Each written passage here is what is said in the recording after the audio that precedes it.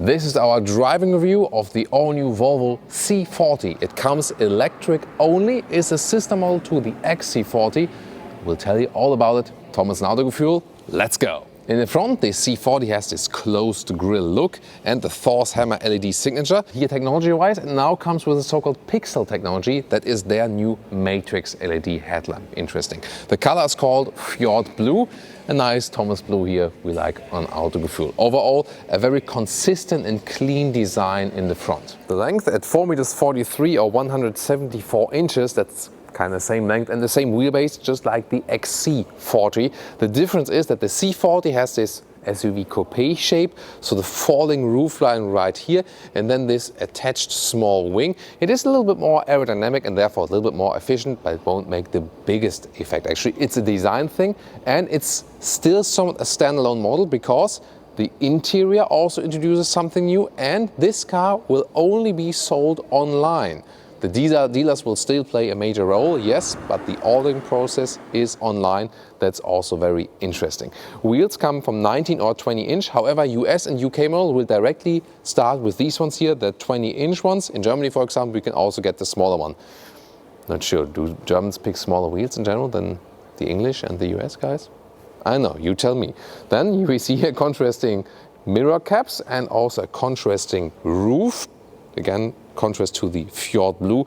Once again, a very consistent design here in the side profile, and the acceleration figure also just like the brother model, 408 horsepower, all-wheel drive, so one electric motor in the rear, one in the front, and 4.7 seconds is the acceleration figure to 1 kilometers or 60 miles. The rear, yeah, that's where the Swedish music is playing, right? Because this is really screaming out, so different to the XC40 here again with the wing, and then also the tail lamps kind of split in this vertical dot style. A technology style, I would say, very modern indeed. I think it does work. I found it quite beautiful, and the thing is, it is unique. That's the most thing people are looking at this. By the way, the rear window and also the rear side windows, you can also get it in a tinted style. That would be an option. And top speed is 180 kilometers an hour or 112 miles an hour. And if you wonder how they came up with this idea here within the segmented light, originally they want to have one piece. Well, then here you have to make one split because of the tailgate, and everyone understands that. But then it's not possible to manufacture it in one piece in this, length and size. So they had to make a cut here. And then they were deciding, okay, then make one strip all the way through, but then you have this gap here. And then they said, okay, if you have one gap here, why not make more gaps here? And then it looks kind of intentionally. Yeah, and then this is what they came up with. And this is here the welcome signature. Battery at 75 kilowatt hours net, so quite reasonable size for this size of a vehicle, indeed. And well, the effective range will then somewhat be like around 400 kilometers, 250 miles. The real range for today, we'll have another range test for you later on about the energy consumption and so on. Then recharging will be 11 kilowatt AC or 125 kilowatt DC, so that will take around 40 minutes to charge from 10 to 80% if you use the full charging power. That's not too quick, but also comparable if you compared to the competitors. Of course, the ones with the 800 volt technology like the Hyundai Ioniq 5 or the Kia EV6, they are a little bit better than in this respect. Come to the interior, but first, Autogefuel door closing sound test. Very solid, that's nice, and also solid interior build quality. You can see here soft touch here, then kind of three-dimensional inserts and a nice blue felt insert here. So that's something different and also fitting to the exterior color. Even blue floor mats, a refreshing change if you see all black interiors indeed. And even more crucial, this steering wheel here is also animal-free. So the complete vehicle, seats and steering wheel and even the gear shifting knob is animal-free, Volvo's first and only so far vegan vehicles. So, and it only comes as that. You cannot order animal skin seats. That's actually a consistent approach. The seats come either with fabric on the inside or here optional with microfiber, and the outside then is a high-grade leatherette. This will soon also be upgraded then to so-called Nordico leatherette, an own production by Volvo then, which is containing natural oil. That's very interesting also to make things even more sustainable. And also, you know, the materials, especially like the ground and the felt and the floor mats, they even use a high recycling share already right now. And to be more specific here, the inside, the microfiber is already now 100% recycling share. And everything which is blue here you can see, so floor mats inside and also the felt inside of the door, this is also 100% recycling share. By the way, if you say, yeah, the blue is too much screaming out for me, you can also just get it in more subtle black. And by the way, also the XC40 electric version is upgraded now to the animal-free interior to make it consistently more sustainable and more animal-friendly. Not the XC40 combustion engine brothers, so both EV versions here, C40 and XC40, are now animal-free. Here, however, the C40 is only available all electric. And steering wheel setup here, up and down, in and out, easily done. And the cool thing is here, for a compact SUV, you sit relatively high. I love that already about the XC40, and the same here for the C40. However, you still have enough headroom left. One means a 6 or 6 with 1. This here, by the way, is a fixed panoramic roof. There is no cover available whatsoever for that. I'll just bow down to you, to Brian now, who's doing camera today.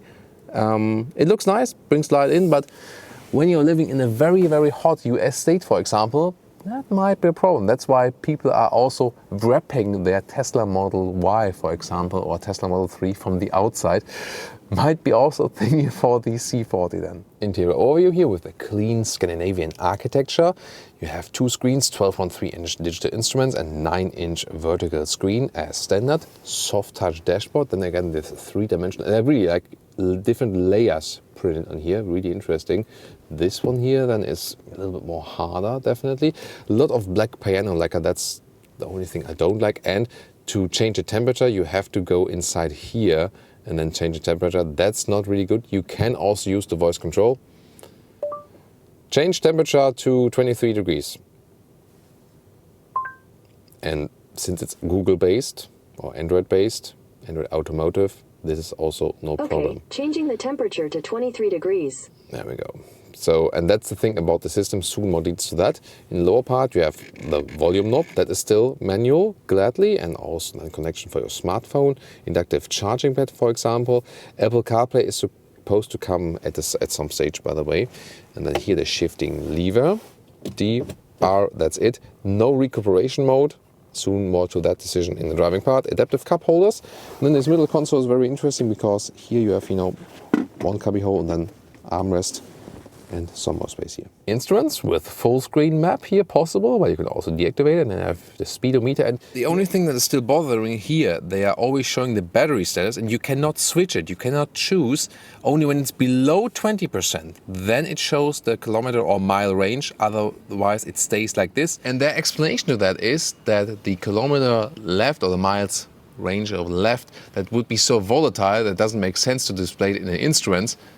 Yeah, but I don't follow this argument, you know. Yes, it's correct, the battery status will tell you more in a, let's say, accurate way, but still I want an, you know, estimation based on the kilometers I've driven, how much range I have left. Don't you want as well? However, what they do now offer, and the XC40 EV will also get it here in the main screen, you can see you have this range preview with a number. Before that it wasn't possible, and then here you have it, you know, in an even more elaborate way, and also this estimation between minimum and maximum, so at least you have it in the central infotainment system. Infotainment system looks classic Volvo, but the base of it is now Android Automotive by Google, and the thing is they have simplified it, so no swiping left or right, or yeah, there's nothing much here. Basically you have the Google Maps here, and this of course with the, you know, best traffic solution overall. That's really good to have, and also has a great voice input. Hey, drive me to Brussels. So we're in Belgium today. Drive me Navigating to Braza. To Braza. Maybe it's my language or something. That's obviously also a town in Belgium, but let's try it again. Maybe I'm speaking Chinese. Drive me to Brussels. There we go. Navigating to Brussels. Thank you so much. So that works. Of course, in your own native tongue, it always works even better. So, and I mean, it's just great to have that in the vehicle. So next to the Tesla system here, the Polestar and Volvo system are just the best. The XC40 EV has it, and they're rolling this one out also to the V60, S60 models, and also V90, S90. The XC90, however, will not get it because it will come in the all-new generation very soon. And here, phone connection, again, Apple CarPlay will be possible at a later stage, I said. And Android Auto they will not offer because they say then, yeah, you know, it's an Android system anyway, and then you already have this integration. And they could keep it really rather simple. They have a little more application like these. We have car status once again here, or the range assistant, where you can also, you know, check the consumption figure here once again. This is also a realistic consumption figure, by the way. And then the camera system right there, all the way around. And then you can also click individual cameras for the rear view camera, for example. Here is the steering wheel heating and also the seat heating. So everything kind of simplified, and I think it's the way to go. Why spend billions of dollars on a complicated system that is just bad? And what's also very interesting, when you set a longer route here, for example, from Ghent to Berlin, then you basically have two options. You either can directly hop to start, and then the GPS will continue, and when the battery is nearly empty, it will suggest a stopover, but not in an intelligent way. Here, the second possibility, when you here already put at a charging stop, then this is then the intelligent calculation. He already suggests stopovers with the charging and so on, and this is then the best time-wise calculation actually. So these are the two ways you can actually set the route to. Thomas has already given you a very good overview of the infotainment system, but I don't think it can be said enough. It's really great to see manufacturers starting to take seriously the idea that they cannot compete with the tech companies. They need to integrate with them better. So it's really great to see a car being delivered to market that has Android baked into it. And not only that, but a car that will get over-the-air updates. That means that you don't need to worry about taking the car back to the dealer to get the latest and greatest technology in your car. And that matters when you change your standard household tech on a 12-monthly cycle.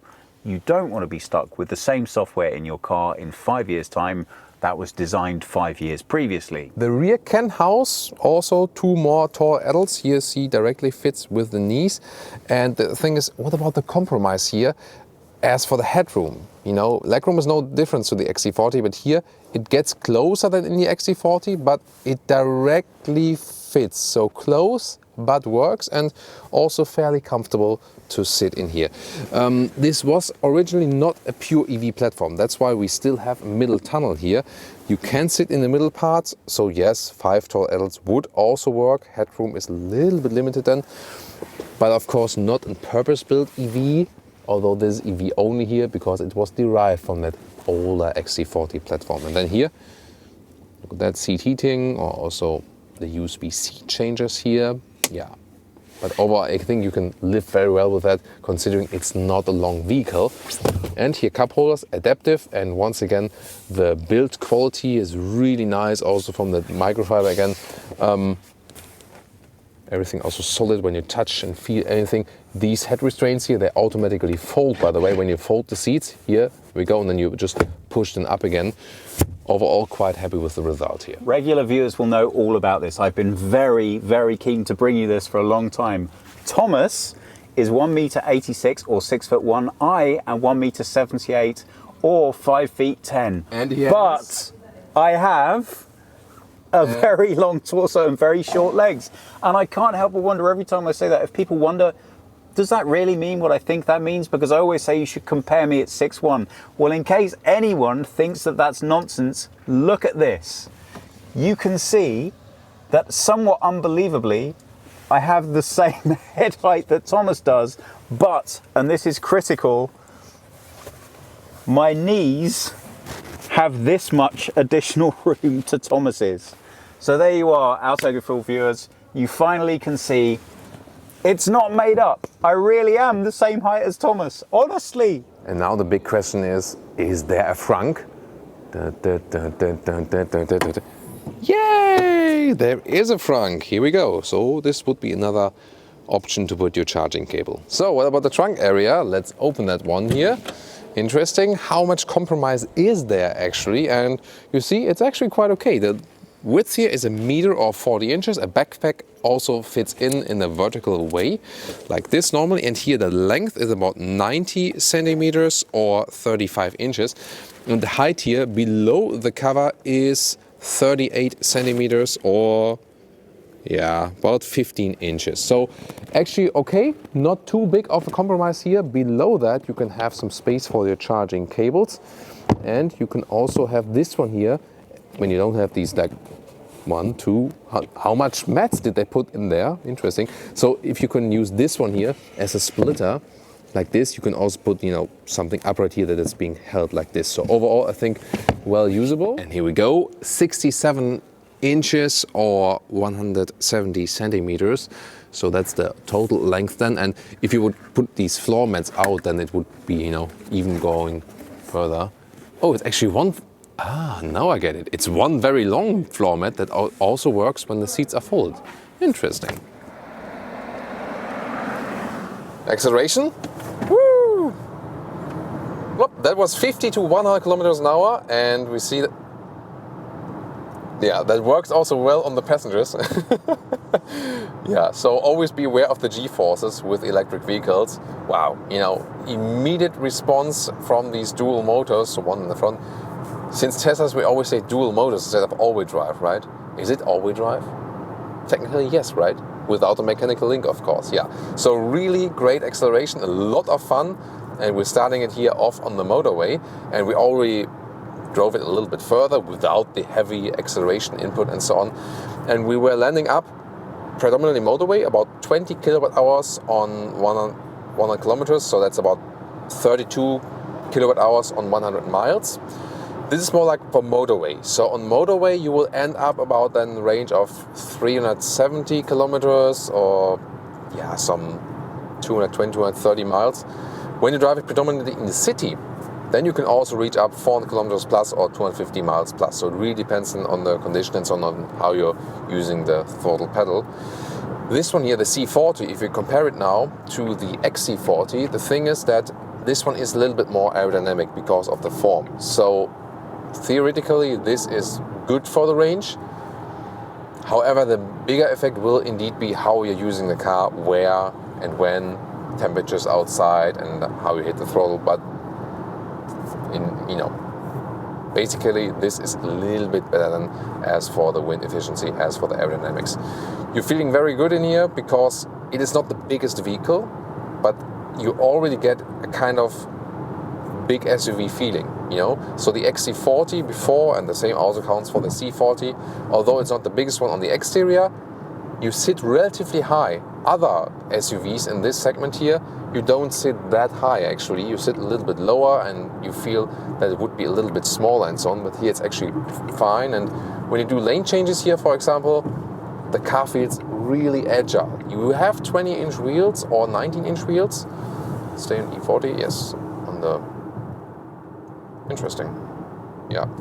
Sometimes we can even do mistakes even though we have the Google Maps GPS here. It's the best, of course, as for the traffic and so on, but when you're talking, sometimes you still miss an intersection. So when you change the lanes here, it feels really sporty, but when we have the 20-inch wheels mounted, we sometimes feel some, uneven parts of the road and so on. If you want more comfort, then stick with 19-inch wheels. That would be better because there's no additional extra suspension available here or so. You just leave it with that. If you compare it to the combustion engine brothers, it's actually a good thing that we have added weight because I feel it makes the suspension a little bit softer. We have experienced that with EVs before, and well, I do have Brian on board here today, and the thing is, we kind of have this, this expert argument going on where he does reviews and say added weight of the battery in electric vehicles, I feel it's too heavy and so on. And I more say I don't feel the added weight. It keeps the center of gravity really low. I feel the added weight, especially in the center of the vehicle, rather makes them sportier. And of course the question is, who is right? Am I right or is Brian right? Well, I think I'm right? So yeah, I would like to hear your comments and maybe you can vote on who of all Brian's not saying a word. Maybe he's... I was told earlier that I wasn't allowed to address the camera specifically unless there was a camera directed at me. And because of this, I'm not entirely sure what it is that Thomas wants from me at this point. I have many views, and clearly most of them, are in direct contravention of Thomas's principles. So, Here we go. If I want to... Am I allowed now to address the viewers? Is that permitted? Yes, but maybe... That's acceptable to you, but maybe like in a minute, not in 10 minutes. See, there we go. So, I mean, because, there are people out there who do extremely long car reviews which are super detailed. I'm not saying that we are one of them. So what Thomas is failing to take into account is a thing, I don't know, maybe they didn't cover this for you. Physics, it's called. Car design and engineering has been based on the simple principle of reducing weight ever since there was a car. So if you're going to put an extra 450 kilograms, as it is in this vehicle, into a vehicle, you cannot do that without significant consequence. Now, my concern... Good point. It's a good point. Yeah, it's a good point. My concern is that the wear and tear on the components of the car is significantly increased. Anyone who's ever bought a second-hand car with a tow bar fitted understands that you are running a risk. Okay, when we have like more weight and maybe like on wear of tires and so on, that could be. At the same time, I mean, since it's electric, we have the recuperation, so there will be less wear on, on the brakes and so on. You probably will have never to replace the brake disc unless they're gathering rust because they're not used or something. But suspension? Suspension might be a point. I think, we gotta address it with some engineers, I guess. Maybe they, there was the thing with plug-in hybrid vehicles and the drivetrain, and then they saw, we make some layers, like harder, more high quality that can also sustain like jumping on suddenly and so on. Yeah, it's a very interesting discussion. So also please join us there in the comments what you think about this. So added weight for these electric vehicles. Thomas, you even told me once that it was a guiding principle for you that you would never date a girl who weighed more than 100 kilograms because it had too negative of an impact on the fuel efficiency of your car. Your words, Thomas, not mine. Your words. Yeah, so we have to resolve that later, I guess. But definitely join us in the comments for that. I can just say, like the C40 here, it feels like the XC40. There's not much difference indeed. And the thing is, it feels good. It's just a good... I think it's one of my favorite compact SUVs because, again, this ratio of exterior length and how it feels on the inside, and it's really agile. The steering input is really precise. There's no dead zone area. At the same time, it's more than comfortable enough. And there's an XC40. So it's a diesel version. Boo! Sorry about that. Yeah, I know them. Some might still need diesel, so I'm just kidding, But the thing is really, this car handles so well. It has such a great acceleration here still, even if we are at speed. Great handling, and well, the consumption figure, it's not the most efficient EV out there, that's clear. But considering the size of the battery, I would say it's efficient enough. And it has one of the best infotainment systems. So motorway driving, efficiency and so on. Besides the weight thing maybe. That's a general thing. So far, a very good result once again. So, welcome to Thomas's driving safety school. Here he shows you how to avoid killing a pedestrian while accelerating through speed at a busy intersection.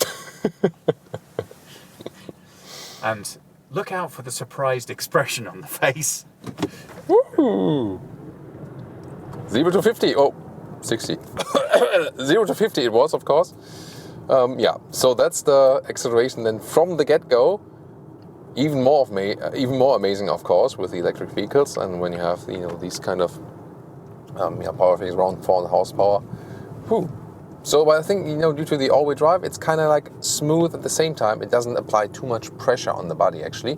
Recuperation, now being here in city traffic, they have tuned this vehicle here on a, let's say, rather harder recuperation. They want this to be one pedal driving. So when I'm here on the throttle, get off it, reducing the speed, stop, 0. And there's no shifting pedal to change the recuperation. There's no switching from D to B mode or something. They just say like, that's it. So what we're seeing also from Volvo, also with the infotainment system, user interface, they simplify things indeed, reduce to the max. And I think that's a good thing because some options you actually don't need, you know. You just have to get used to it with the harsh recuperation, that you don't lift your throttle too early and also don't put too much G-forces on the passengers that they're going like all the time and so on. So yeah, I can just repeat it again for like being shuttled in EVs in like 4 or 5 times. I often get sick when I'm being shuttled in EVs, not driving myself, because then maybe the shuttle drivers are driving EVs for the first time. They're accelerating really hard.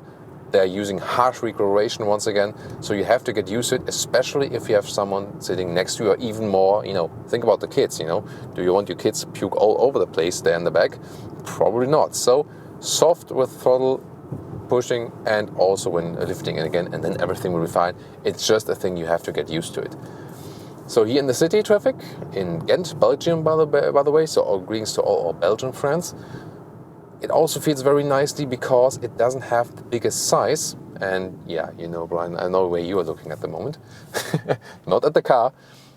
I got you, I totally got you. So, and cool thing, I fit very well into the lane. So with bigger vehicles, it might be very comfortable on the motorway, but then not that comfortable drive inside the city.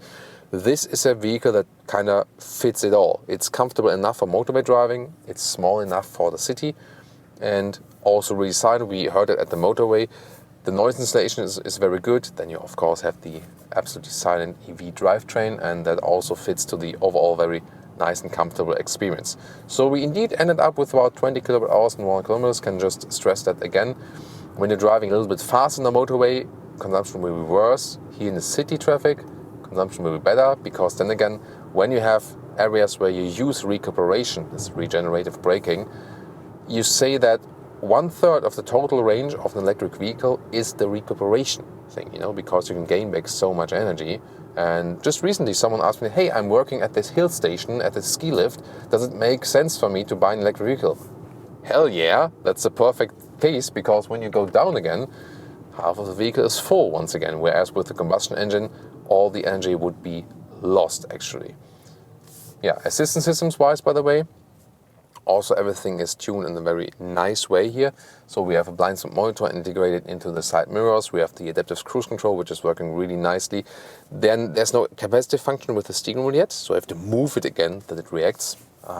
But everything of that, and it is not a cheap vehicle, not at all, but you basically have everything you need already in there. And so, yeah, that's for me the only pill you have to swallow with this vehicle. It is actually quite expensive. Other than that, it delivers very, very well. And if you want, you can also compare it to the XC40, so this direct brother of this one, or maybe also of the competitors. So the Ioniq 5 would surely one that you should also tune into.